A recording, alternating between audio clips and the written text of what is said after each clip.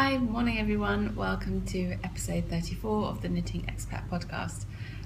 My name is Mina. I am coming to you currently from my home in Bahrain in the Middle East, and I live here with my husband and our two cats. We're originally from the UK, but we've been in the Middle East now for a little over 4 years. Welcome. Thank you so much for checking me out today. Today is actually Thursday, the 29th of October. And the reason why I'm recording today is because by the time you guys see this, my husband and I will be in the USA. So I'm pre-recording this so to make sure that you guys have an episode this week, and yeah, because I knew I wouldn't have time to record one in the early part of our trip. So that's why I'm recording today. So today's Thursday 29th, but this video will be uploaded on Monday, which I believe is the 2nd of November. So yeah, you can find me on Ravelry as Mina86. You can find the Knitting Expat Podcast group on Ravelry, and show notes are at knittingexpat.wordpress.com. I sell project bags on Etsy as Mina Makes, and you can also find me on Instagram as Mina Phillip. I am on Periscope also as Mina Phillip, but I don't really use Periscope, so not really much point following me there. So thank you so much for joining me today. Today I have quite a lot to show you, more so than I thought I would, considering I only podcasted 3 days ago or 4 days ago, and I've got quite a few things I want to talk to you guys about. I asked a couple of questions. I asked for you guys to let me know if there were things you wanted me to talk about specifically on this episode, and quite a few people came back and said that they were interested in hearing more about some travel stories and some things that I've done in the past. So I thought, okay, so the end of this episode is going to be pretty chatty. I'll do all the nitty stuff first. So first up, we've got some podcasts that I've been enjoying lately, finished objects, works in progress, travel knitting, things that I'm taking with me on the trip, a little update on the knit along that we've got going, a little bit of a chat about knitting goals and what that sort of means to me, Q&A. I'm only answering one question this week. There have been a few others in the questions thread on the group page, but I'm only answering one today because it's a little bit more of an in-depth answer. Acquisitions, and then that's where the nitty stuff ends, and then I'll do a quick little week in review and then go on to talk about travel-y stuff. Right, so starting out with podcasts that I've been enjoying this week, and there's one that I've sort of semi-recently started watching. I've sort of, I guess it's been about a month now that I've been watching the Laura of the Dyer's Notebook podcast, and she's also the dyer behind Jinx Yarns. So I started watching her podcast about a month ago, and I've really been enjoying it. And I've occasionally, when I've had a bit of time, I've gone back through some of her past episodes and randomly picked some past episodes to watch here and there, which has been really interesting. And her episodes are usually around the half-hour mark, so they're pretty good for a quick episode. And yeah, I really enjoy her podcast. She speaks really well, and it sort of gets her podcasts are usually pretty well lit, and so you can usually see everything. She's very open about like her dyeing, and she answers questions on that sort of stuff on her podcast as well, which is always really interesting to hear about. Dyeing yarn is something that's still really new to me. I've only done it once with food dyes, like nothing really that extravagant. I have a few ideas for other things I want to try with dyeing of yarn, and I will probably stick with food dyes for the foreseeable future because I don't it's easier and less risky with contaminating stuff, so less risk in that way. So for now, I think I'll just stick with food dyes and explore some of the possibilities with those. But it's really interesting to listen to Laura and talking about her dye process and stuff, and it was really fun to listen to her Rhinebeck recap and everyone else's Rhinebeck recaps. Actually, I've really been enjoying them. So if you haven't checked her out, make sure you do. And also wanted to say a massive thank you to you, Laura, for your lovely shout out last week in your last episode. That was so sweet of you, and I really wasn't expecting it, so thank you very much. And the second podcast I wanted to mention was Spicy Homemaker with Melissa. And she's a very new podcast. She's only got 3 episodes out now, but she's really funny. She's really lovely to listen to. She has some lovely projects that she's been working on, and yeah, I've just really been enjoying listening to her. So if you haven't checked her out, make sure you do. And I'll have both those podcasts linked in the show notes and in the episode thread, along with all the other podcasts I mentioned throughout the episode. So make sure you go check them out. Right, so moving on to finished objects. First finished object, I'm going to go in the order that I finished them. Yeah, okay, so first finished object is my Violet Waffles hat, which I was knitting out of some beautiful hand spun from Highland Handmaid's fibre, and the colourway is Cosmos. So I try and put my head down so you can see.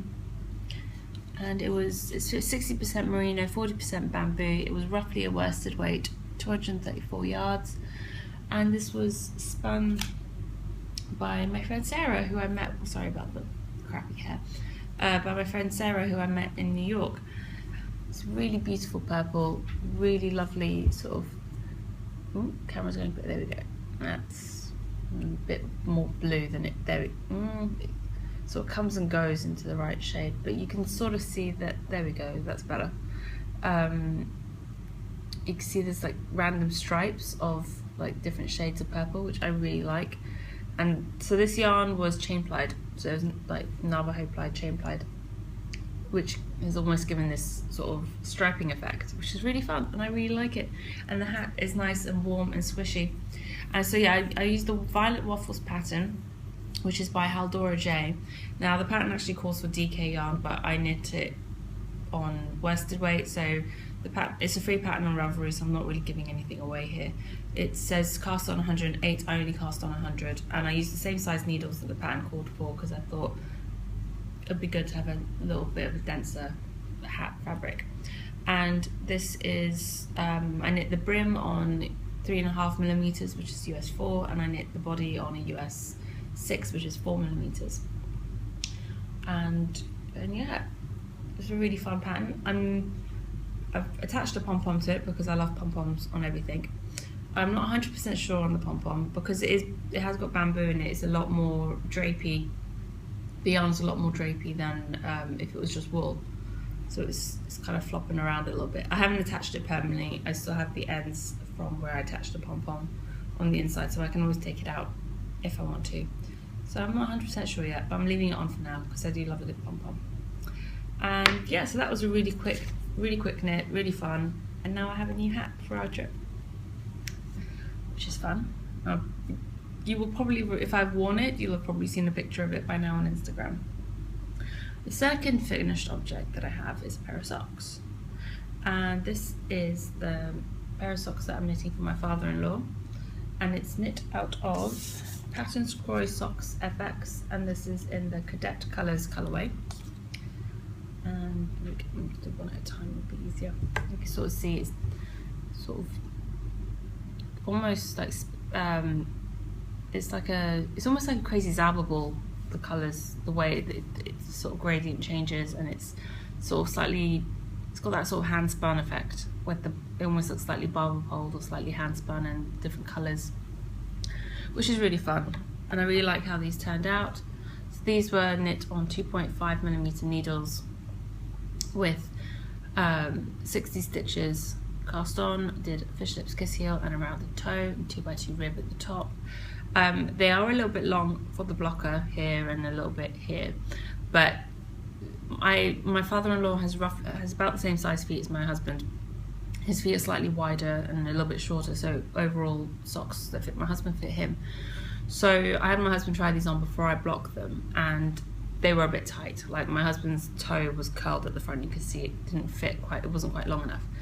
And after having watched Vanessa's podcast and the Kilter Craft podcast, and she said how her Patterns Croy socks grew by so much after she blocked them, I knew it'd be fine as soon as I washed them. And yeah, so before I washed them, I put them on the blockers, and they sort of just fit on the blocker pretty well. The ankle was still a little bit loose, but it was short. I knew it was going to be short as it was, and then I blocked it and it sort of popped out and it grew just long enough now, so it's the perfect size. and I will obviously let my parents-in-law know that if they do get a little bit baggy, they can just chuck them in the dryer and they should shrink right back up. There we go. And I was worried. As I was knitting down to the toe, I was getting worried that I was going to run out of yarn, because I ended up with only this amount left, and this is about 9 grams here, so really not a lot of yarn left over from 100 grams. But looking at the Patterns Croy label, there's only 152 meters in 50 grams, which is a lot less than you normally get for sock weight yarn.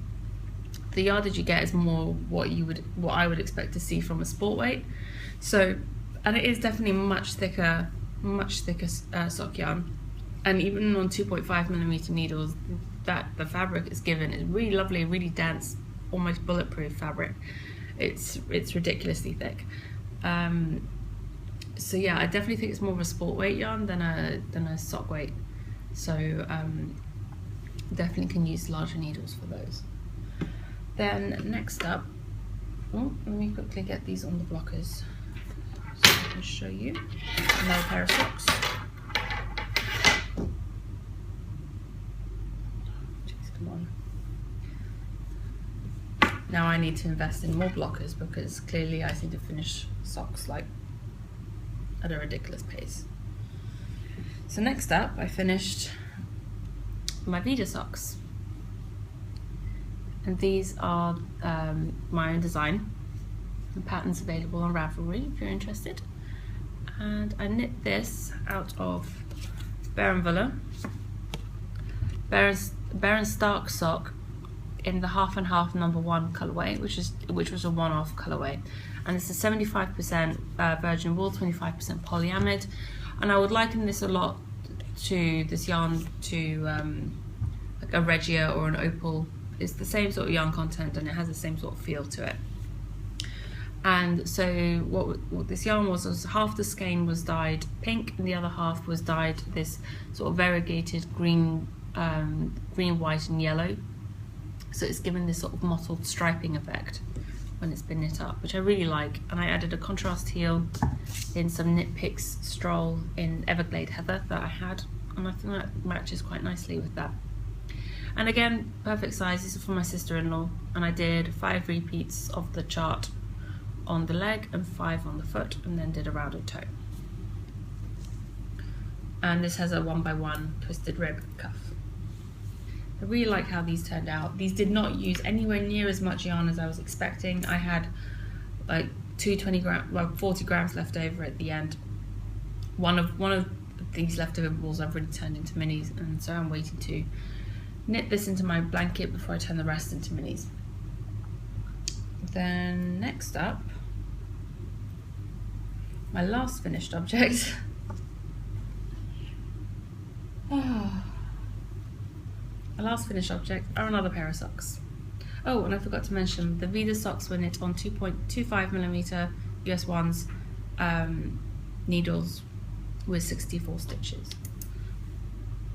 And these are another pair of socks, and I call these my skinny waffles, because it's basically it's a partial blueberry waffles pattern, sort of taking inspiration from Kay Jones of the Bakery Bears, but she really loves the blueberry waffles pattern, and I've knit those socks, that pattern, a couple of times now.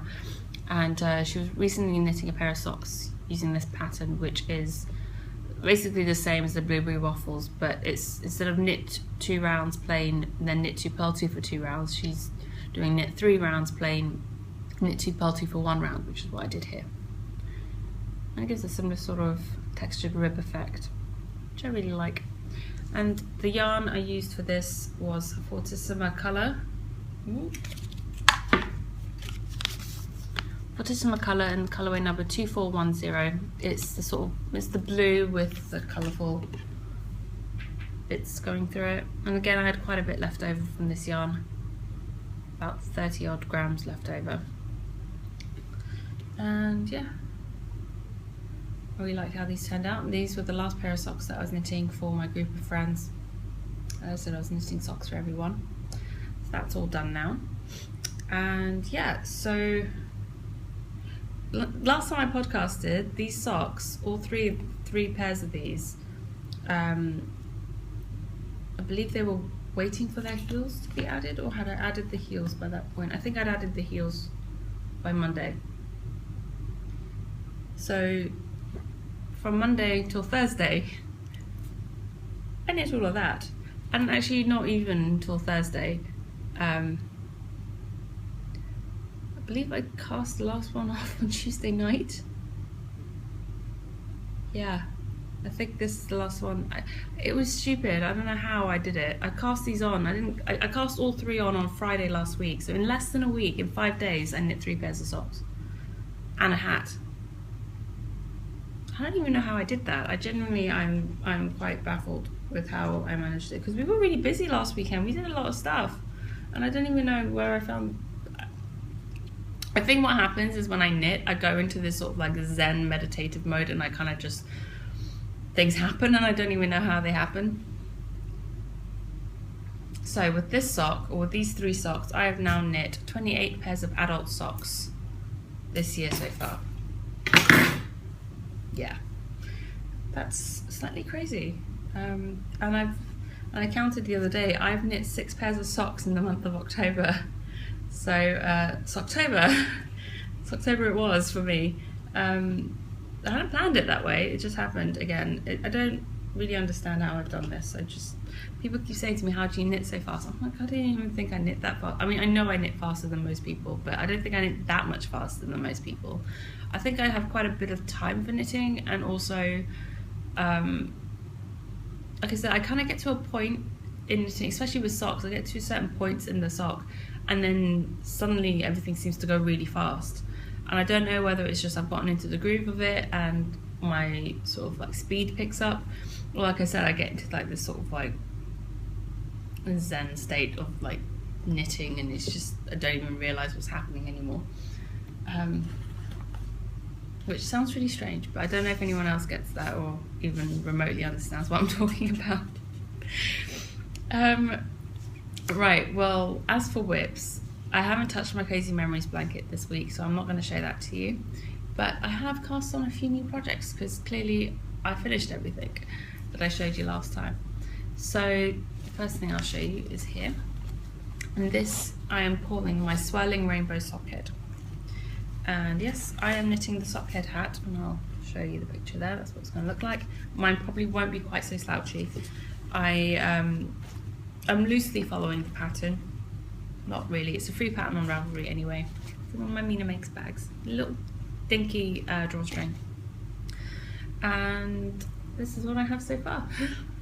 And I'm knitting this out of, let me grab the yarn tag to show you, the Lemonade Shop in the Stormy Day colourway. It's 80% superwash merino, 20% nylon, hand dyed. Really lovely yarn. Love how it looks caked up. Really fun. And yeah, I decided that I needed a rainbow for my head, because who doesn't? And I really love, ooh, panda down. Come on, get back on there. I really love how the rainbow stripe in the yarn has just sort of started at the bottom here and has swirled its way around the ribbing. And then up here, it seems to be starting to go back on itself. So it'd be interesting to see how this goes. I've done 20 rows of ribbing, which is roughly 2 inches. So I believe the pattern calls for 4 inches of ribbing and then 9 inches of stockinette, which sounds like a ridiculous amount. Definitely won't be doing that much stockinette. I might do like 5 inches of stockinette, so it's 9 inches overall before I do crown pieces, so it's slightly slouchy. Because I would like it if there's enough left over that I can do a pair of Rose City rollers for myself with a contrast heel. Or contrast heels and toes if necessary, but I think that would be really fun. And then I'd have hat and socks. Because I really like this yarn, and like I said, I've just done half of the ribbing. I wanted to get it going so that this is going to be plain knitting for the first little leg of our journey. We've got sort of like a roughly 1 hour flight from here to Doha. It's not even an hour really. They allow an hour, but it never takes that long. And then we've got 2 hours at Doha airport before our flight from Doha to DC. And this And this little dinky drawstring bag is going to be perfect to just stick in my handbag and pull out, knit a few stitches or a few rounds or whatever in between waiting for things to happen. And it's small enough and easy enough to just sort of take. So that's the first work in progress. My second work in progress is in my Erin of Holland Handmaids project bag. I really love the interior on this one. And this is holding a project that I started because my mum asked me to make her something. So you guys know, if you've been watching for a while, you'll know that back in May, I knit my mum the pattern is called a ponchette. It's actually called the Cotton Lace Ponchette on Ravelry. And it's a free pattern. There's no designer's name on the pattern, so I don't know who's designed it. But it's, like I said, it's a free pattern. I just realised, I completely forgot, the sock head hat needles I'm using for that are 3mm needles. Well, 2.75 for the rim, and then I'm going up to 3 on the body. Alright, back to this. It's a free pattern. It's really, really simple. It's an 18-row repeat, but it's actually really intuitive once you get into it. So I actually don't need to look at the pattern anymore. I can just knit it now. This is how far I've gone on this one. But like I was saying, back in May I knit the ponchette, which is a poncho shawl. So you knit it like a stole almost. So it's just a long rectangle that you knit in the pattern, and then you fold it round and you seam the short end to the beginning of the long side, so it creates a poncho effectively. And my mum had seen the pattern on Pinterest or somewhere and sent me a link, and I found the pattern on Ravelry, and I made it for her out of some Drops Baby Alpaca silk in grey, and then I did stripes, a couple of stripes in the red for her, and she loved it. And now she's saying that she asked me if I could make her a scarf or a short or like a cowl to wear with it, because it's not overly open, but it is a bit open at the neck. So now it's getting to winter, it's getting a bit colder, she wants something to wear around her neck that matches. So she couldn't decide if she wanted a scarf or a cowl. So I said, okay, well, I'll make you a scarf and I'll add buttons and buttonholes, so then you can make it a cowl if you want to. It's multi-purpose. And so I've basically done a mini version of the ponchette. So I'm doing less than half the number of stitches the pattern calls for, and so I've adapted it. And I did a thick garter bit at the top, and this is where the buttons are going to go. And then at the other end I will put in buttonholes before I bind off. I've done 5 repeats so far. This is roughly 10 inches of knitting now, and it really doesn't take me that long to do. I think each repeat takes, if I do it without stopping, it probably take less than half an hour to do a repeat. Yeah, way less than half an hour to do a repeat if I do it quick, if I don't stop in between rows and stuff. And so I've decided that I'm actually going to use the buttons that Samantha sent me in our swap that we did. So these are the buttons, and these are 2. She sent me 4. And I think they go really nicely with the project, and they'll be perfect. There's the perfect amount of space here along the top for 4 buttons. So I think that'll be perfect. And yeah, so I think it's a good size. Be nice to keep her neck covered. She really likes the yarn. It doesn't bother her at all. The alpaca doesn't bother her. So she can either wear it, she can button it up and then use it as like a cowl, or she can tie it around her neck in any number of ways as a scarf. And I have this on 3.75mm needles, which is a US 5. And trying to see if there was anything else I wanted to say about this one. Yeah, it's for my mum. Like I said, the original pattern was designed to be knit out of cotton, but my mum wanted something warm. So I'm trying to find the yarn tag now. You all know what Drops Baby Alpaca silk looks like, don't you? Where is the yarn tag? Do I have the yarn tag? Oh, I poked it inside one of the balls. So what I've done, actually, I don't know if I showed you, didn't explain this, is the Drops Baby Alpaca silk comes in 50-gram skeins, and what I did was I balled them up doubled, because I knit my mum's ponchette doubled. So I thought, give the same sort of thick fabric on the scarf cowl, I'll knit this doubled as well. And I knit my mum's ponchette, so yeah, like I said, I wound this up double on my ball winder. My mum's ponchette, I actually knit them straight from the skein they come in, which is a little 50-gram. Like you get with commercial yarn, it's pre-wound into balls so you can knit straight from it. But I get so much yarn bath from this, like it just comes out in clumps every now and again, and it gets knotted and it can get quite annoying to deal with. So I decided to wind the skeins up, so I wouldn't have that problem. And so I had 8 of the red, and I wound them up. So there's 4 the balls. I'm over halfway with this one. I've got about 40 odd grams left to go through on this. And yeah, so this is the tag. If anyone was interested, that's what it looks like. Drops Baby Alpaca Silk. It's color number 3609, and to be honest, for the fiber content and the quality of the yarn, this is definitely one of the most affordable yarns you could get. It's 70% alpaca, 30% silk. Drops yarn in general is very affordable and very good. It's not machine washable, it's not superwash. Alpaca and silk generally aren't superwash fibers, so it's not machine washable, but my mum's fine with that. So that's that project. The next project I have to show you, third one that I've cast on, is another hat, and this is the Beezy hat pattern. It's another free pattern on Ravelry. I think all my projects at the moment are free patterns. That's what it looks like, and it is a brioche hat.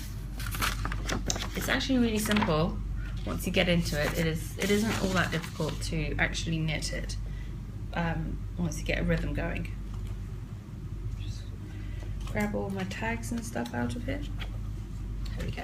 It's another Mina Makes bag, and this is what it currently looks like.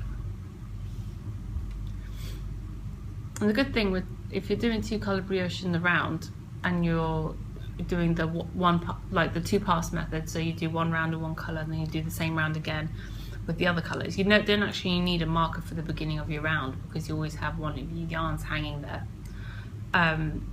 There is a 1-pass method that Nathan from the Sock Competition podcast has done a video about, which I need to watch again and sort of figure that out, because that would be really good to know how to do.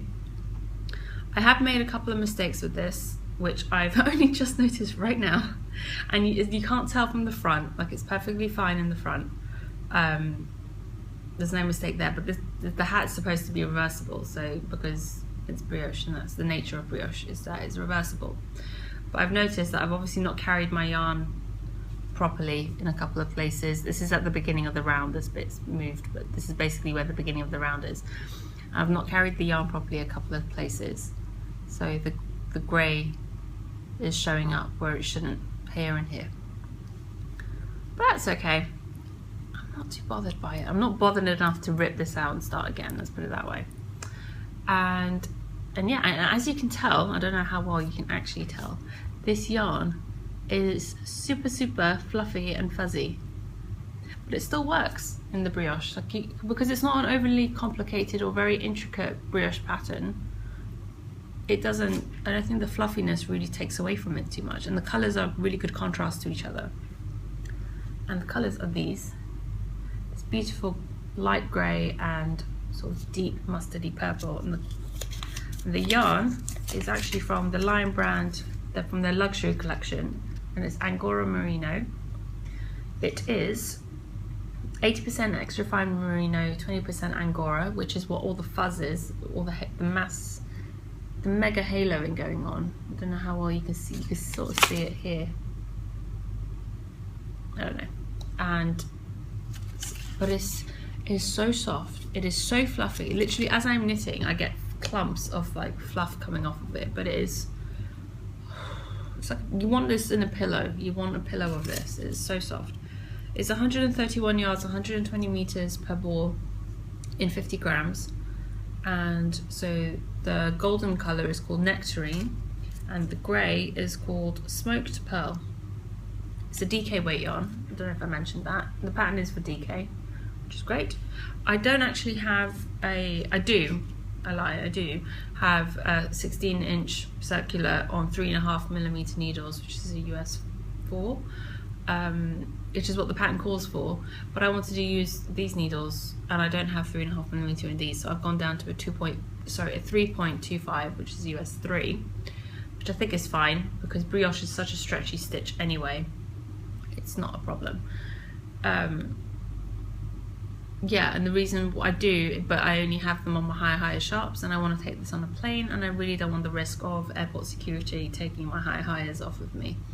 Like I said, I've never had any issues with my knitting needles on planes, specifically with these, and these are the cheap needles I got off of Amazon as a set. And these are actually, these are pretty much the needles that all my current projects are on at the moment, because I know I can take them on planes. There might be metal needles, but they're fine for planes. I've never had any trouble with these, so for that reason I stick to these for plane knitting. These and my Knit Pro or Knitter's Pride wooden symphony needles, because again, like I said, those have never caused any issues on flights. I avoid taking my really nice needles or the things that I would be really upset about losing or having taken away from me on planes. And the last project I have to show you, which I haven't actually started yet, is another pair of socks.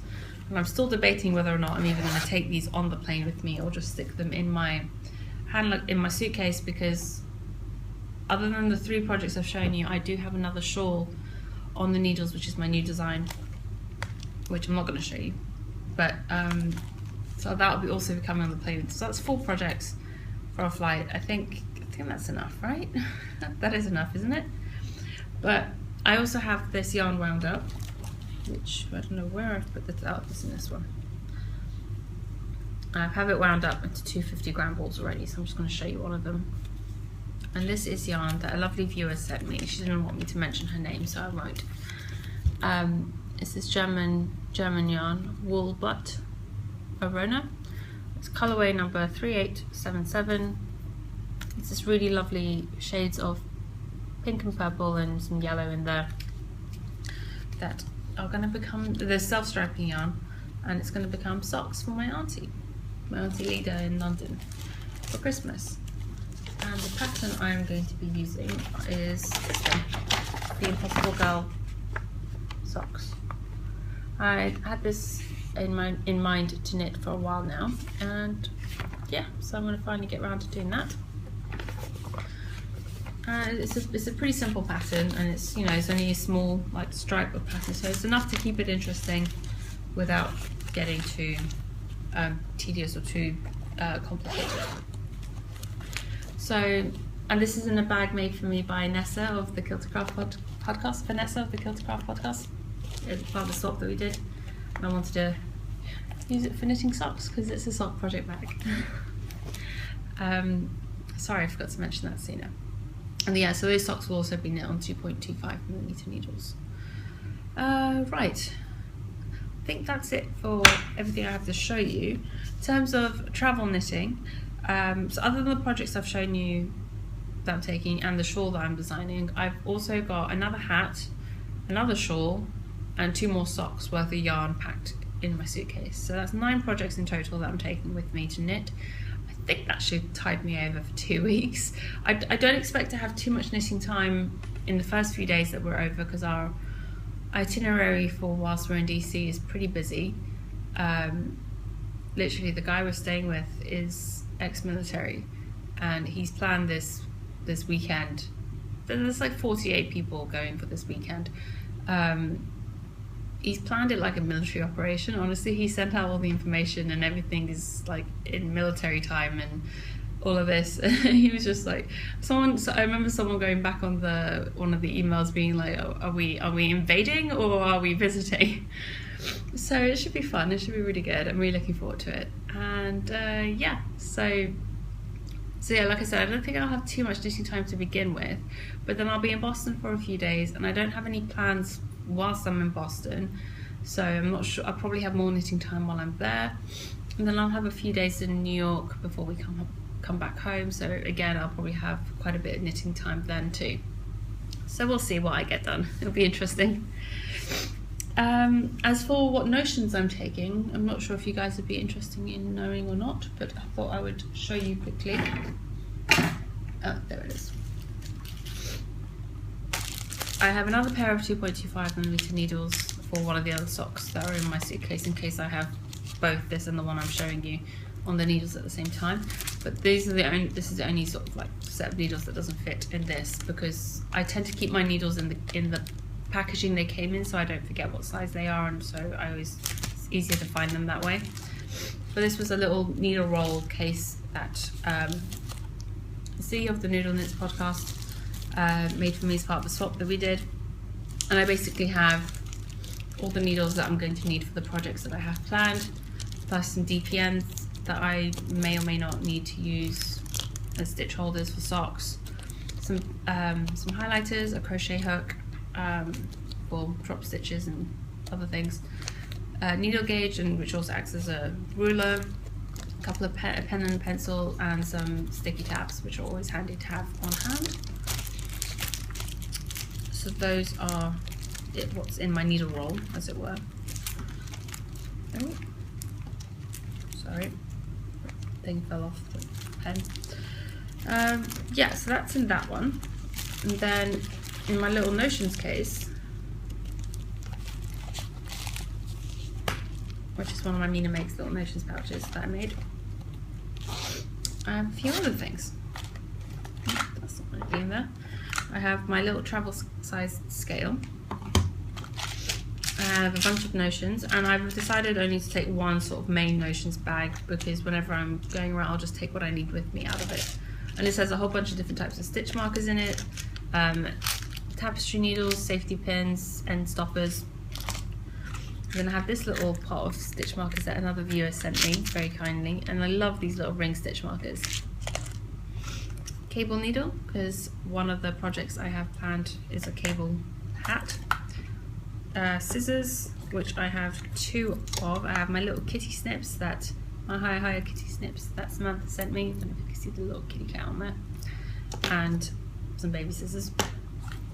Lip balm, another pen in here, and tape measure.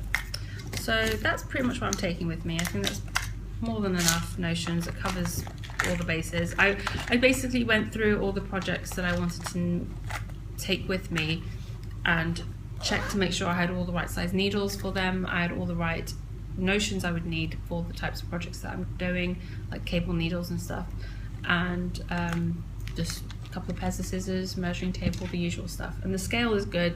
I definitely need to bring a scale because, like I said, I'm doing a design project, and I always try and weigh my yarn a lot as I go, so I can see how much each section of the design uses up weight wise, which makes writing the pattern easier later. So yeah, just give you a little idea of what I'm taking with me. Right, moving on to knitting goals and what knitting goals are for me. I like setting goals for myself, not just with knitting but with anything else in life. I find it's very motivational, it helps keep me focused, and it is it's just useful to give me a direction. I don't feel aimless with it, if that makes sense. I do try not to let it rule my life. Like, it's quite easy to get sucked into the whole list making thing and let it take over everything, but I do try and leave room for spontaneity, or just not trying to be so regimented about it, but at the same time it's good for just keeping focus. And talking specifically about knitting things, I have like a running list of things that I want to knit next, or like an Excel spreadsheet, which I think I showed you guys a while back, and then as I knit them I sort of put my start and end dates in, how much yardage I've used and all of that. And then I'm really bad at keeping Ravelry up to date. I'm really behind. I have quite a few projects that I still need to photograph and put onto Ravelry. I just haven't done it yet, haven't had the time. And so the Excel spreadsheet is just quicker for me than doing Ravelry. And But yeah, so I sort of have a running list of patterns, and I have them in a specific order on the list, but it doesn't mean I'm going to knit them in that order. It just means when I finish a project and I'm looking to cast something new on, I go to that list first to see what's on there. And there's always new things being added and things being switched around. I might take a couple of things off the list and then add something else on. So my Excel list is actually more of my short list, and then I use my queue and favorites for pretty much all the patterns I'm interested in making. So, and there's always new patterns coming out that interest me and stuff, so the list changes. And just because there is a list and there's a pattern on the list doesn't mean it can't come off the list. So in that way it's flexible. But in terms of knitting goals, like this year I wanted to knit socks, and my goal initially was to just knit one pair of socks a month. Well, I've now knit 28, so I think I've more than covered that. I also wanted to knit more garments, and I've definitely done that. I've knit 6 garments so far this year, and I have at least 1 more, if not 2 more, that I want to knit this year. So definitely getting on with that one. So I've started to think about what sort of things I might want to do for next year in terms of knitting goals. And one thing I definitely want to do is I still want to knit more garments. I have about 6 or 7 sweater quantities of yarn sat there behind me, so I definitely want to knit through that and get a few more usable garments out of my knitting, for me or for other people. I don't mind. I find cardigans are very useful for me. I do use cardigans a lot, so I'm trying to stick to knitting cardigans for myself, because I don't really wear jumpers or pullovers that often, especially here. I've mentioned before that I find it really hard to regulate my body temperature. I'm just terrible at it, and so cardigans are useful because I can open them up to cool down a bit but still keep my arms and my back warm, whereas with a pullover I can sometimes feel like I'm suffocating. I want to knit more on my Cozy Memories blanket next year. I have an idea for a sort of sock club knit along thing for next year as well. So yeah, I have a few ideas mulling around in terms of knitting goals for next year, and I think once I've sort of finalised what they are for me, I'll probably share them with you guys, obviously, on the podcast. But I also find with lists, with having goals and things written down in lists, is not only does it help with decision paralysis, like you're never going to be left with wondering what to cast on next when you have a short list of patterns to look at rather than all of Ravelry, which can be quite daunting. I also find it helps me to remember things. If I write something down, I'm more likely to remember it, even if I don't have what I've written down with me, than if I didn't write it down at all. So I tend to write down as much as I can. Just the act of writing it down helps me remember. So I don't know if that's the same for everyone else, but I always found that helped as well, which is good. And yeah, I also don't like to, I've mentioned this before as well, I don't like to have too much on my needles, but I do like to get things off my needles, and I am very much a product knitter. I very much want the finished project that I'm working on. I obviously enjoy the process because I wouldn't be doing it otherwise, but for me it's very much about the finished object, and I've come to realise that more and more now. As much as I love the process, I generally want the finished object. So I think that's possibly got something to do with how quickly I get through things. That, and I never have too many things on the needles at once, and even when I do have a lot of things, I tend to focus on one thing at a time. I rarely will knit 3 projects on the same day. I will usually mostly knit one project, or I'll work one project up to a certain point, then I'll start the next one up to a certain point, like I did with the socks. I knit those 3 socks concurrently, basically. I knit 3 pairs of socks at the same time. So I did cuff on one, cuff on the second, cuff on the third, then did leg of one, leg of the second, leg of third, heel, heel, heel, foot, foot, foot, toe, toe, toe. Like, it was pretty concurrent. And that's kind of how I break down my socks as well. It's cuff, leg, heel, foot, toe. Like, it's 5 sections, 5 days, or roughly, you know. You could do it like that. Sorry, this just got really rambly. I'm going to move on now. I think that pretty much covered it. Moving on to questions and answers. Sorry, I don't know what happened there. So I had one question from a viewer, Sydney, on the Ravelry thread, or question. If you have any questions, leave them there. And another viewer, Linda, also commented that she was interested in hearing the answer to that one. And that's absolutely fine. She says, so Sydney says, I have more of a general knitting question. I hope that's okay. That's absolutely fine.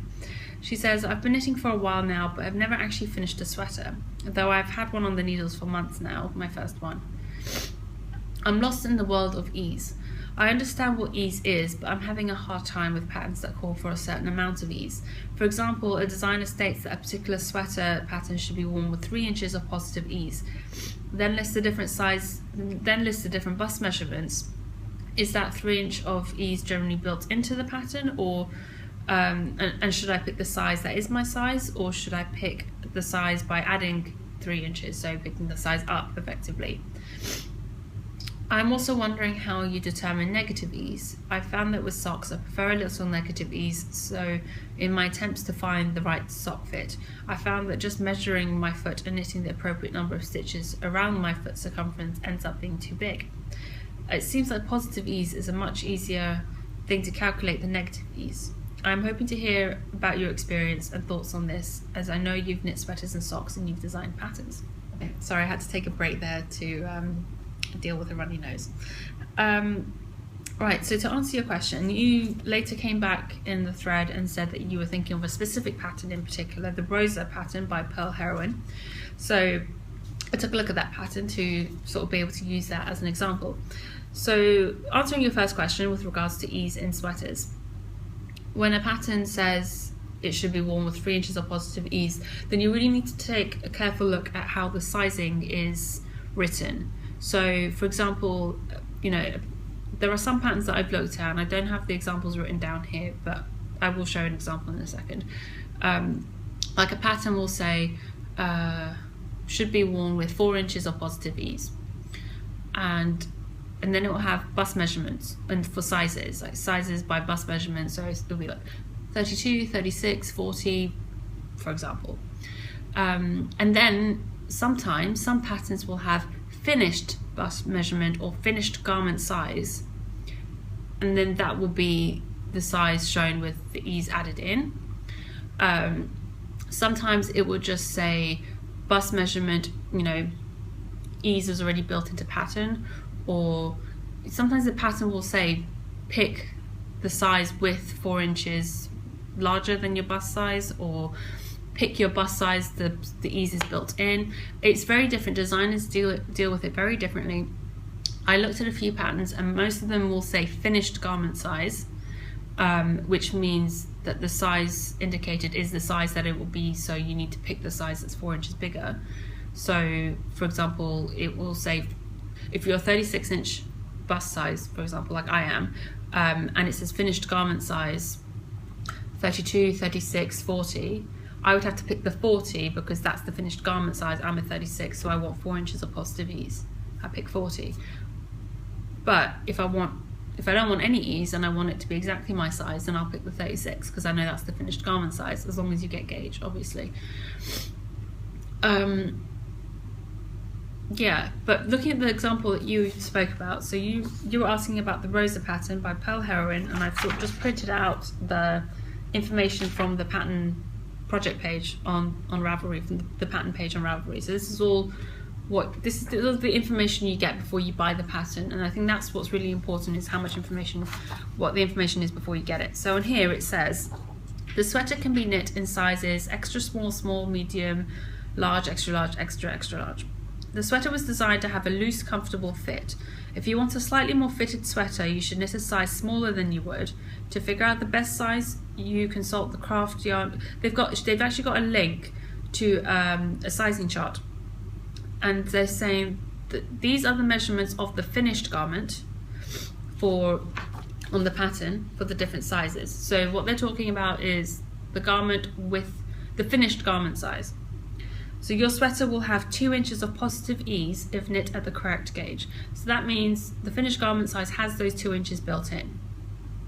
So, and also you can tell this if you look at the chart that they refer you to. So this is the chart that the link takes you to. So the pattern says the finished garment size for a medium, let's take the medium, for a medium sweater Rosa sweater is going to be 40 inches. And if you look on the medium on the chart, the bust size for a medium on the chart that they link you to for the sizing says it's 36 to 38. 36 to 38 inches is considered a size medium. So if the medium in the pattern tells you the finished garment size is going to be 40 inches, well, that's already got the 2 to 4 inches of ease built into that garment. So that was actually a very good example, because this designer's done a very good thing and linked you to a sizing chart, so you can tell what they consider to be a size medium and how much ease has been built in. So I hope that answers your question with regards to sweater ease. And this is actually a very sort of good chart to look at. So if you are interested in that, go check out the Rosa pattern by Pearl Heroine on Ravelry, and there's a link on the pattern page to this chart, which I thought was very useful actually to look at.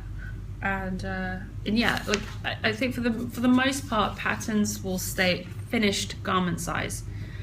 And if you're ever uncertain, then you can check their project pages and see what some of the notes that people have written on their project pages for what sizes they've knit and how much ease they've built in. Some other things that I've noticed that designers have started doing, and I think is really good, is they'll say, you know, samples shown in size 36 on model with size 32, who is a size 32. So you know the pattern is being, the sample is being shown on the model with 4 inches of ease, for example. And I've seen a few patterns that have done that now, and that's really useful to be able to see how it drapes on the model with the amount of ease that they talk about, because I'm always a bit funny with ease as well. Most of the garments that I've knit for myself don't have much ease built into them, or don't intentionally have much ease built into them. So I hope that helped answer your question. As for socks is something that I'm still learning about, even after having knit 28 of them. Yeah, you're right. If you knit the exact number of stitches for your foot, then you know there is no negative ease there. So if you could try knitting a size down and see how that works for you. I knit socks for myself to begin with 72 stitches on 2.25mm needles, because I have quite wide feet, and I have, you know, because I broke my leg last year, my ankle on my left leg is quite sort of permanently swollen almost. So I was worried about being able to get the socks over my feet, so I knit on the larger sizes, 72 stitches on 2.25s, and they fit perfectly fine. They're not too loose, but they're not like particularly tight either. And then I started knitting socks for other people, and I was knitting socks for my friends, and they all have like smaller feet than me, not necessarily as wide, so I knit them all the standard 64 stitch sock on 2.25mm needles for the most part. And for a couple of them, as I was knitting them before I did the toe, I sort of just tried them on to see if they would fit me as well, because I don't know. I was still learning, and I found that 64 stitches was fine for me. So then I went down and I did 64 stitches on 2.5mm needles, and that fits me fine. And now I've realised I can actually knit 64 stitches on 2.25mm needles, which is US 1, and that will still fit me with even more negative ease.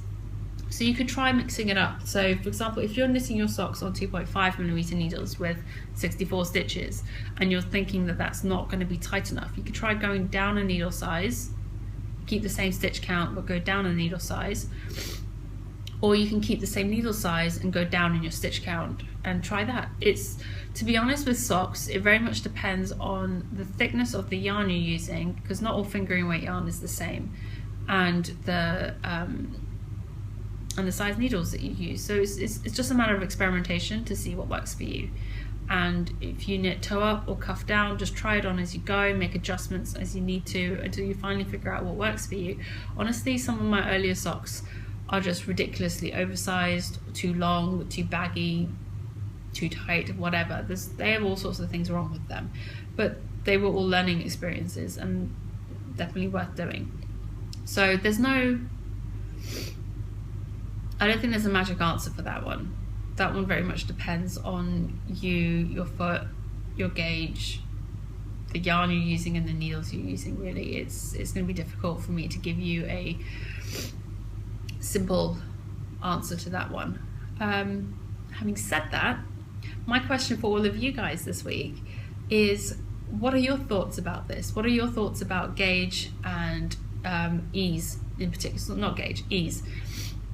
Ease in garments, how do you work with that? How does that work for you? And ease in socks. How do you knit your socks? How do you find dealing with ease of different thicknesses of yarn? I'd be interested to know how you deal with that and what your processes are with that, because I think we could all learn something from each other when it comes to that. It's a bit of a tricky one, especially if you're new to knitting sweaters and stuff. That's also, speaking of sweaters, coming back to that one really quickly, that's another reason why I like knitting my sweaters top down, because I can try it on as I go and I can actually make adjustments. If I'm knitting down, I split for the sleeves, but I see, doesn't fit me quite right, I can make increases or decreases, and I can adjust the pattern as I need to as I'm going. So I think that's, if you're worried about knitting a sweater or you're not sure about ease and stuff, I would suggest starting with a top-down sweater. Use your underarm, so upper bust measurement, to get a good fitting, to get the right size, to get a good fit in your shoulders, if that is what's important with the pattern, that you have it well fitted in the shoulders. If it's like a drop shoulder or something, then obviously that's not as big a deal, but if you've got like a contiguous sleeve design, it's important to have a nice fit in the shoulders, because otherwise it can look a bit funny. And then you can make adjustments further down, like if you need it to be larger because you have a larger chest compared to your shoulder size or something, and you want to make adjustments there, then you can. I think a lot of it just comes with experimentation and just being willing to try something and see if it works, really. I think that pretty much covers it. Shop news really quickly. There is no shop news. Shop's closed at the moment whilst I'm on holiday. And moving on to acquisitions. I have a few things to show you this week. The first up is the last thing I had to show you from my trip to New York in September. And this isn't actually something that I bought in New York. I purchased this online beforehand, had it sent to my friend Sarah, and she brought it down to New York with her when she came to see me, or when I met up with her. And I actually ordered a couple of other things. I ordered a few things from Knit Picks. I'm not going to show you everything, I'm just showing the prettier stuff. I brought some things to complement some stuff I'd bought beforehand, and I just needed a little bit extra for projects I had in mind. So I picked up another 4 skeins of the Knit Picks Stroll Fingering hand paints with the hand painted yarns, which I really liked. I knit my whiz bangs out of Knit Picks hand painted Stroll yarn, and it was really lovely. So I picked up 1 skein in the Pansy Tonal, which is this really beautiful tonal purple, which I love. I picked up a skein in the Northern Lights colourway, which again is really beautiful shades of purple and green and blue and some like greys in there, which is really lovely. And this is all 75% superwash merinos, 25% nylon, 426 yards and 100 grams. Picked up a skein in the Koi Pond colourway, which I love. You guys already know I love blue and orange together, and then there's also shades of green in there as well, which is really pretty. And I got a skein of Poppy Field Tonal. I would have thought Poppy Field would have been red. Don't know if this one's been mislabeled. Anyway, it's a beautiful tonal yellows. It's not showing up quite as saturated as it is. It's a lot more golden than it's looking. It's looking a little bit pale on my screen. But these 4 colours, just beautiful. And I didn't realise until I saw them, but these 2 go really well together and would probably be quite fun in like a 2-coloured shawl maybe. I think that'd be quite fun. But yeah, so those are the colours I went for from Knit Picks.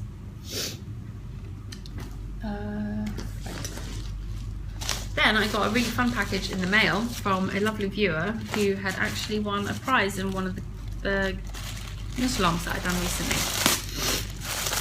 And just, sorry, there will be some crinkling. Deal with it. It's fun stuff. I'm gonna get this all out first. love the wrapping. Okay, let me just get the card out so I can tell you what everything is. So how beautiful is this card? It's handmade, really fun. So this package has been sent to me by Diane, who is the woman who won a prize on the podcast recently, and her friends Holly and Susie, I believe. Sorry, no, Holly and Amy and Suzanne. Diane, Suzanne, Holly and Amy are the names in the card. So thank you so much, ladies, and they sent me such a lovely package of like goodies that I was not expecting. Diane just said that she wanted to send me something as a thank you, but I wasn't expecting the rest. They sent a couple of little toys for the boys to play with, and that's so sweet of you. Thank you so much, and I will probably be giving these to them before we leave, so they've got something new to play with.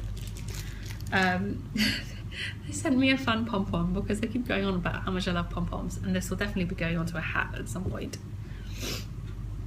Diane sent me this really beautiful skein of yarn by Kiwi Pop Studio, and she said I can either use this for a giveaway or keep it for myself, and I haven't decided what I'm going to do with it yet. It's 60% superwash merino, 30% bamboo and 10% nylon, so it would be great for a shawl or for socks. It's 435 yards in 100 and...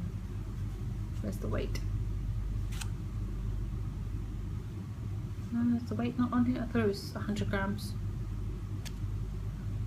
I assume it's 100 grams. Don't think it's more than that. Yeah. Okay, I thought the weight was on there, but it's not. It's really nice. It's really soft. It would make really nice socks, I think, or good shawl, or anything else really. So I haven't fully decided yet. I will probably use it for a giveaway, but I might want to keep it for myself. I don't know. But thank you so much. And I actually think these go really well together. You can make hat and mitts, and then stick a pom-pom on the hat, maybe. Not quite sure. But then the ladies also sent me some really fun flip-flop fabric. They're from Florida, so I thought this was quite appropriate for Florida. The flip-flop fabric with flamingos and a really lovely sort of star stitch marker, progress keeper. Sorry. Then one of the ladies, I think it was Holly who made it. Let me just check. Yes. So Holly made me this awesome project bag, a sock monkey project bag. How cool is that? It is really lovely, and it's lined with this sort of like red stars fabric. Holly doesn't have a shop, she doesn't sell her bags, but she made me this one, which is so sweet. Thank you so much. And I love it. Those sock monkeys are so cute. And then Amy sent me this amazing tote bag, which I just think is beyond adorable. Knitting emojis. There really ought to be knitting emojis. I don't know why there aren't any. Just gonna hold that up so you guys can see it. I love the tangled up and the knit two together. I think that's quite fun. So thank you so much, ladies. That was such a sweet package. I really wasn't expecting most of this stuff. Diane only told me she was sending me a skein of yarn. So thank you very much. That was so sweet of you, of all of you. I really appreciate it. And this card is now going to go up on my wall, which I still haven't shown you guys, have I? I haven't shown you my wall. Right, so next up, I have my Hedgehog Fibers sock club for October. So if you're a member of the club and you don't want to see, and you haven't received your package yet and you don't want to see what the colours are, you can look away, or if you don't mind, then you can watch. You can look away or just skip ahead a couple of minutes. I won't talk about it for too long. I'll try not to. But yeah. So, sock club for this month. You get 2 skeins of yarn in the sock club. And the first one that I love, this one, it's called Spook. It's the colourway. It's beautiful shades of purple with like flashes of orange, and there's a very tiny amount of green in here as well. A few little hints of it. And I really like this skein.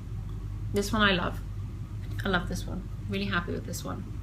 The second skein I'm not that impressed with, only because it's not my colour palette. It is a beautiful colour.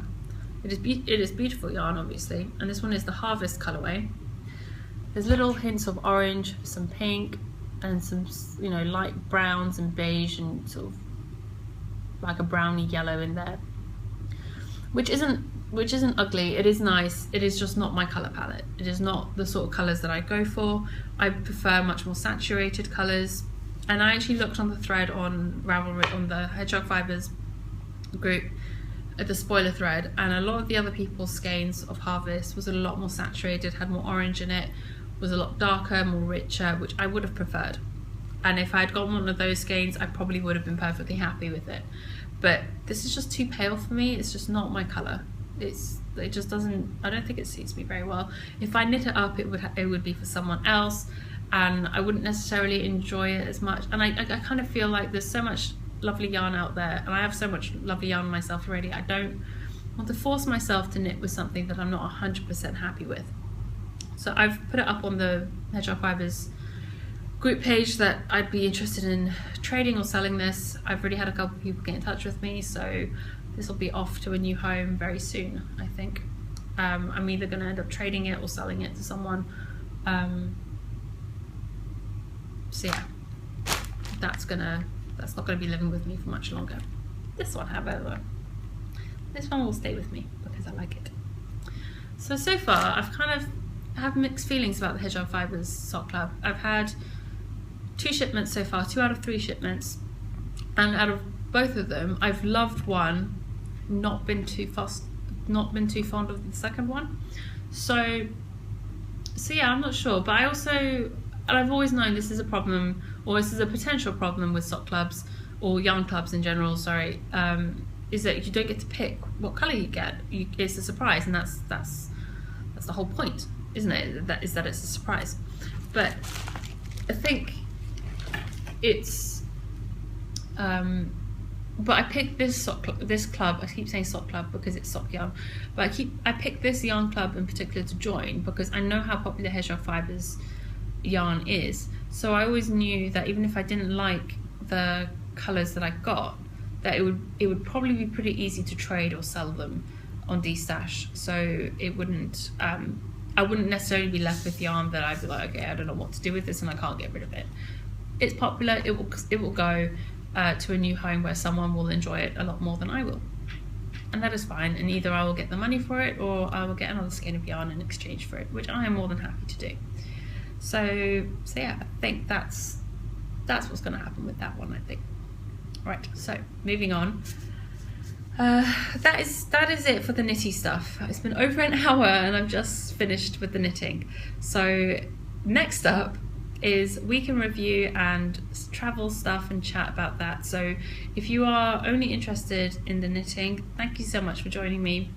Thank you so much for sticking with me, and I hope to see you next week.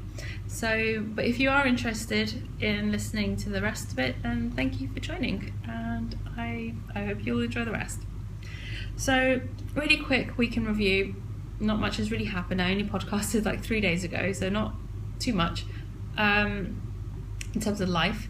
But last night I mentioned in my last episode that I was going to be in New York for a couple of days at the weekend next week and to see if anyone was around.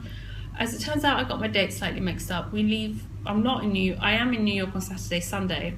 I thought we were leaving on the Monday, but actually turns out we leave Sunday night. So Sunday's not as free as I thought it was, but I am free on Saturday, which is great. I was sending a few messages around and chatting to a few people. I was chatting with, like I said, a few people, a few other podcasters and stuff, and managed to arrange a meetup, or like a get-together, I guess, as it was. Not really a meetup, it's more like a get-together with friends. So I'm going to be meeting up with Kristen of Wool and Vine, Yarngasm Podcast, Jenny of Tiny Paper Foxes, Carleen of the Made with Carleen Energy Podcast, and Tonya of the Knitting Spring Podcast, and Jacqueline, who I met last time I was in New York as well. She doesn't have a podcast, but she's very sweet as well. She did a really awesome video about the New York City yarn crawl on YouTube, which I really enjoyed watching as well. So I'll be meeting up with those lovely ladies. on the 7th of September. We're gonna have a bit of Kristen dubbed it the Knitty field trip, Knitters field trip. So we'll be going to Gauge and Tension and Argyle Yarn Store in Brooklyn. So that'll be a lot of fun. I'm really looking forward to catching up with those ladies, most of whom I met last time. I didn't get a chance to meet up with Carlene last time I was in New York, so I'm really happy that she's free and she can come down that weekend, and I'll get to meet her as well, so that'll be so much fun. I'm really looking forward to that. And I contacted a couple of the ladies already beforehand about doing like mini swaps, so I've got my bag of minis which I'll be bringing with me to swap with some of the ladies, and that should be, I'm really looking forward to that now. It'll be a nice way to bookend the trip. One end, so this coming Sunday I'm going to be going to Fiberspace with Tanya of the Sampler Girl podcast and her mum Lucy, who I met in London, and then at the other end of the week, the following Saturday, I'll be meeting up with a whole host of other lovely knitters in New York. So I'm so excited to see everyone and get to hang out with some friends on the other side.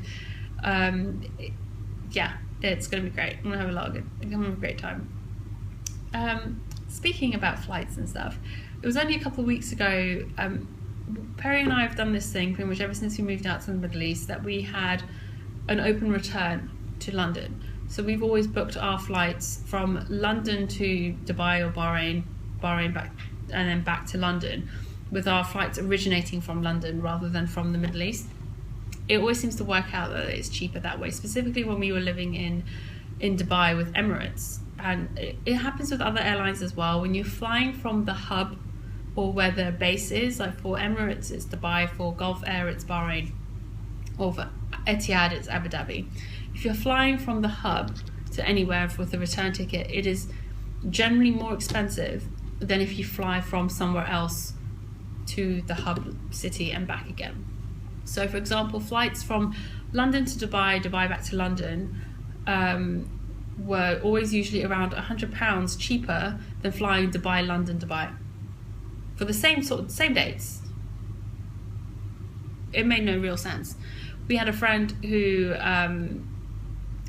was working in Dubai as well when we were there, and his son was getting married in Australia, and his wife was living in the UK, and so she sort of flew out every now and again to Dubai. But they were planning on going to Melbourne for their son's wedding, and they were looking at flights and stuff. And this is how ridiculous it is. They were going to fly with Emirates, and his wife's flight from London or from the UK to Melbourne via Dubai was going to be cheaper than his flight from Dubai to Melbourne, which makes no logical sense. And he actually called up Emirates to say, well, if I book the flight from the UK to Melbourne via Dubai, can I just get on at Dubai because it is a cheaper flight than... And they were like, no, you have to get on at the beginning. So it was cheaper for him to fly back to the UK, to then fly to Melbourne via Dubai, than to fly to Melbourne from Dubai to begin with, which just sounds mental. And then a couple of weeks ago, we were booking our flights, and like I said, we still have this open return leg thing. And I was just getting sick of trying to figure out when we were next going to go back to London and this and that. It was just getting a little bit complicated. And I was like, well, I'll just book a single ticket from London back to Bahrain when we're coming back in December, because that was the flight we were trying to sort out. So to book a ticket from London to Bahrain in mid-December was just a single ticket was gonna cost me £1,295, which is insane, an insane amount of money. I don't think I've ever paid that much money for a flight ever. It's just, I was just like, they really don't want people to book that flight, do they? Or as a single ticket. Then I was like, you know what, forget it. It's not worth spending all this money just to book a single ticket. It was getting too stressful to try and find a way to make it work. So I figured out a return date to London, and I booked a return ticket. And then the same flight that I was looking at, that they were going to charge me £1,295 for a single ticket, as part of a return ticket, that leg was only £295. It made no sense. It really made no sense at all. And I really still don't understand how airlines deal with this whole pricing thing, and it drives me insane sometimes. Rant over, sorry. I don't know why, but I thought that might have been interesting. But yeah, okay. So moving on to travel stuff. So I have a couple of trips that I wanted to talk about, really, and this may go on for a while, so I hope you enjoy the chattiness. I'm just going to grab a quick sip. Right, so I may actually cut this up a little bit and do it over a couple of episodes, because this could go on for a long time. So over the summer of 2009, the beginning of summer 2009 is when Perry and I first started going out. I just finished university, finished my last exams for university. Perry had graduated the year before me, and yeah, so we started going out, and about 6 weeks after we started going out, Perry was going away for 4 months. He'd been planning this trip for 2 years beforehand, and obviously the fact that we just started going out wasn't going to change that. And it was fine by me, honestly. I always knew from the beginning that was going to happen. He was going on a 4-month trip. He was doing the Mongol Rally, which, if you don't know what that is, it's where people drive really old, beat-up cars, pretty much, from the UK to Ulaanbaatar in Mongolia via whatever route they like. And Perry and his friends, there was a group of 3 of them. They went via Northern Europe, through Russia, Kazakhstan, into Mongolia. They had quite an adventure, and it sounded like good fun. And some people didn't make it to the end. Their cars broke down, or they couldn't, the cars just never made it to the finish line. But theirs did. And what happens is, you drive the cars to Mongolia, and the cars that make it, you leave them in Mongolia, and they get donated for different charities, or to be used for different things there. And then Perry, with a bunch of the other people who'd done the rally, they took a train down to China. They went to Beijing, and they were there for a while and sort of traveled around there for a bit. And then Perry, along with one of the other guys, they took a boat from Shanghai to Japan. They traveled around Japan for a few weeks, and then flew over to the States. They bought a second-hand car in Seattle, I think, and then drove basically from the West Coast to the East Coast. And then he flew back to London from New York 4 months later. So he did that whole trip that summer, or that year. And then that summer I also did a couple of trips. I went to Japan for almost 3 weeks, and then I went traveling around Europe for about 3 weeks as well, within a very short, basically back to back almost. It wasn't meant to be that way, but it just happened to work out that way in the end, because I was doing the trip with 2 different friends, and it just ended up working out that way. And I literally had 3 days between the 2 trips, so long enough to come home, empty my backpack, wash my clothes, and repack my backpack to go off again. But it was a really good summer. It was a really good experience. It was my last real summer vacation, as it were, before I started working. I'd had a job lined up before I finished university, which I was really lucky to get that. And I managed to sort of negotiate starting in September so that I could have a final summer to go traveling. And it was awesome. We had a great time in Japan, me and my friend. It was really, really good fun. And when I got back from Japan, like I said, in the 2 days that I had before I went off to Europe, I wrote Perry a really long email about what we did. Basically, it was almost like a mini travel guide, effectively. The places we went, the things we saw, what we liked, what we didn't like, what we thought was worth seeing, what was worth not doing. There was a couple of things that we didn't get to do that I thought were worth doing, that I told him that if he has time to do them, he should check them out. And there was Marsha from the Very Little podcast is going to Japan very soon, I believe, with her family. She sort of posted on Instagram that she was looking for tips and ideas of things to do.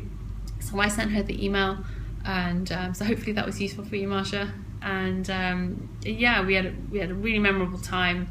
I think some of the really most memorable moments of the trip were, again, this wasn't planned. We figured it out as we were booking our trip that this is how it's happened. But we ended up being in Hiroshima for the anniversary of the atomic bomb.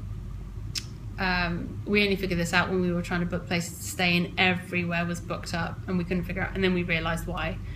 we ended up finding a couple of places. We were there for 2 nights and we had to stay in 2 different places because everyone was so booked. But that was actually really moving. I was really, really glad in the end that we were able to be there for that. It was a very moving day to be there. It was very solemn, very sort of... It was an experience. It was definitely worth being there for. Some of the other memorable moments was getting altitude sickness halfway up Mount Fuji in the middle of the night during a really bad storm. My friend and I was the one who got altitude sickness, not my friend. And I didn't realise how bad it was until the next morning when we were down the mountain in the end, and my friend turned back to me and was just like, I was really worried there for a second. You'd gone really pale and you weren't talking, and I was really worried. We ended up being helped back down the mountain by a couple of guys. It was an Australian teenager and his dad helped us back down the mountain that evening, which was very nice of them.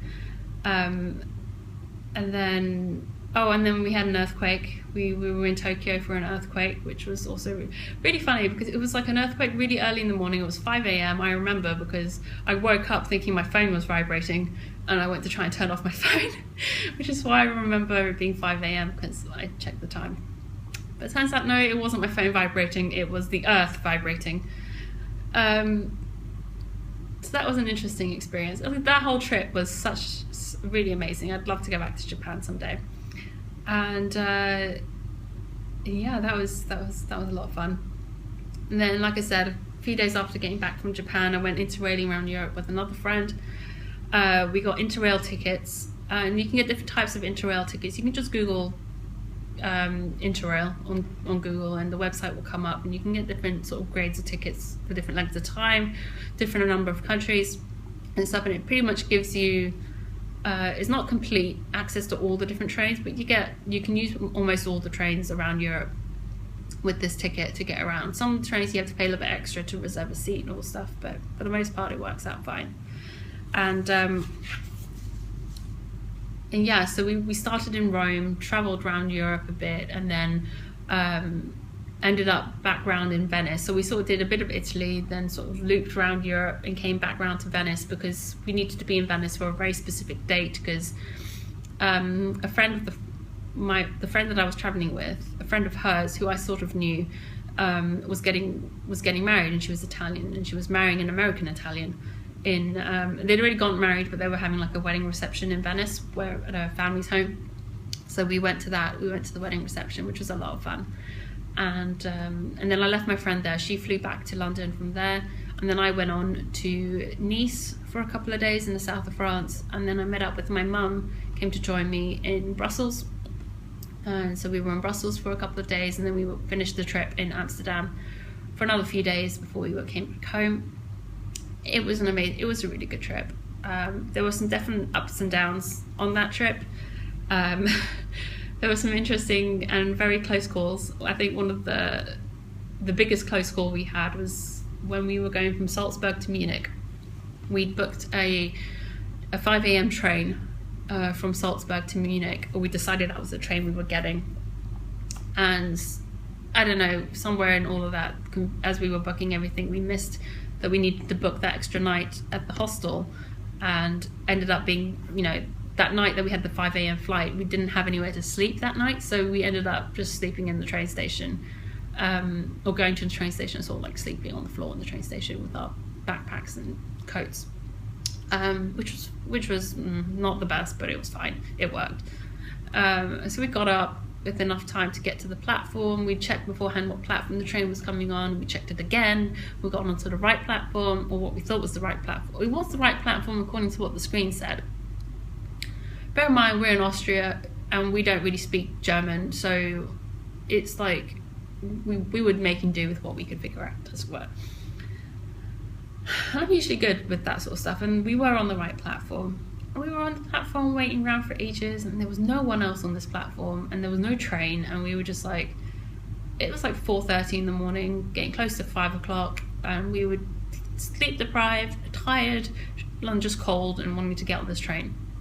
I'm just like wondering what's going on, and then a train pulls in onto a different track, onto a different platform across from us, I always see there's people on that platform, so I'm just like, I wonder if we're on the wrong platform, or like the platform's changed. Yeah, and as it turned out, the platform had changed at the last minute and we didn't realise. So we had to leg it down the stairs, up the stairs with our backpacks and everything, and just about made it onto this train in time, as it was before it pulled out the station. So we get on the train and we like try to figure out where we need to go, and we bump into a ticket officer checking the tickets. And we showed him our ticket and we were telling him we were going to Munich and are we on the right train and all this and that. And he was like, yes, but you're at the wrong end. I'm like, what do you mean? He's like, well, the train splits at the next station. You're at the wrong end of the train.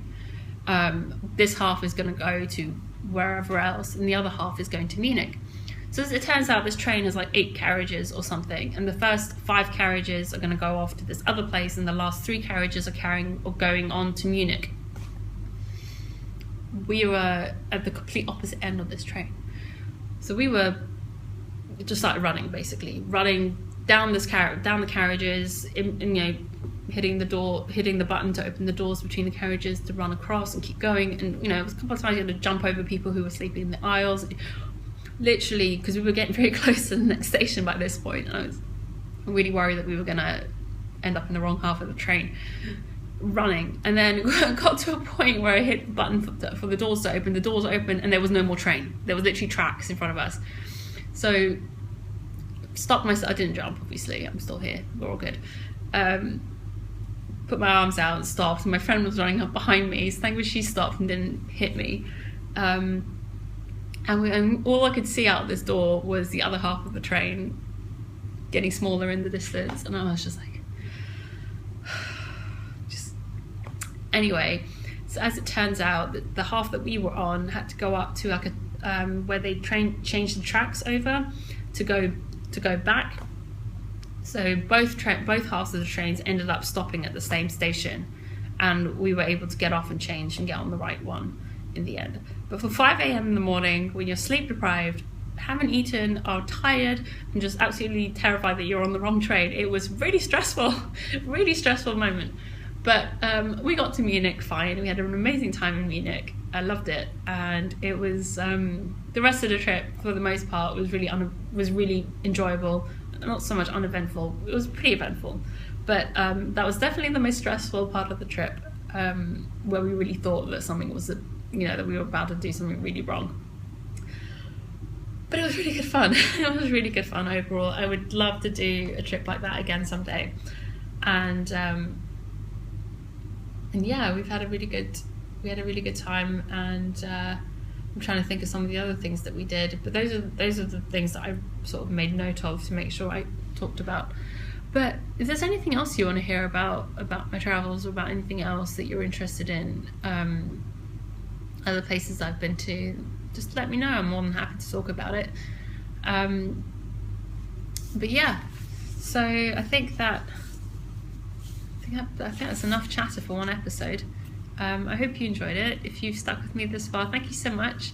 And yeah, I hope to speak to you all soon. So happy knitting. I hope you all have a lovely week.